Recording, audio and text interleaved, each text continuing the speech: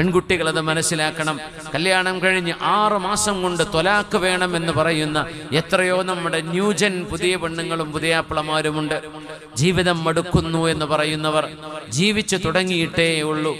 സ്വപ്നം കണ്ടത് യാഥാർത്ഥ്യമാവാതെ വരുമ്പോ, ജീവിതത്തിന്റെ പച്ചയായ അനുഭവങ്ങൾ ഒരു വീടിനുള്ളിൽ ജീവിക്കാൻ തുടങ്ങുമ്പോ ഇത് സാധ്യമല്ലെന്നും ഞാൻ ഇതല്ല സ്വപ്നം കണ്ടതെന്നും എനിക്കിതല്ല വേണ്ടതെന്നും പറഞ്ഞ് അല്ലാഹു പവിത്രമാക്കിയ വഅഖദ്ന മിൻകും മീസാഖൻ ഗലീളാ, പൊട്ടിച്ചു മുറിച്ചു മാറ്റാൻ പറ്റാത്ത ഒരു ഉറപ്പുള്ള ബാന്ധവമാണ് നിങ്ങൾ നിക്കാഹിലൂടെ ചെയ്തു വെച്ചത് എന്ന് ഖുർആൻ പറഞ്ഞ ആ ബന്ധത്തെ നിസ്സാര കാരണം പറഞ്ഞ് എനിക്ക് ഡിവോഴ്സ് വേണം എന്ന് പറയുന്ന പെൺകുട്ടികളെ, അയ്യുമംറഅത്തിൻ സഅലത് സൗജഹ ത്വലാഖ, ഏതെങ്കിലും ഒരു പെണ്ണ് തന്റെ ഭർത്താവിനോട് അകാരണമായി നിസ്സാര കാരണങ്ങളുടെ പേര് പറഞ്ഞ് ത്വലാഖ് വേണമെന്നൊരു പെണ്ണ് ആവശ്യപ്പെട്ടാൽ ആ പെണ്ണിന് സ്വർഗത്തിന്റെ പരിമളം കിട്ടുക സാധ്യമല്ലെന്ന് മഹാനായ റസൂലുള്ളാഹി സ്വല്ലല്ലാഹു അലൈഹി വസല്ലം.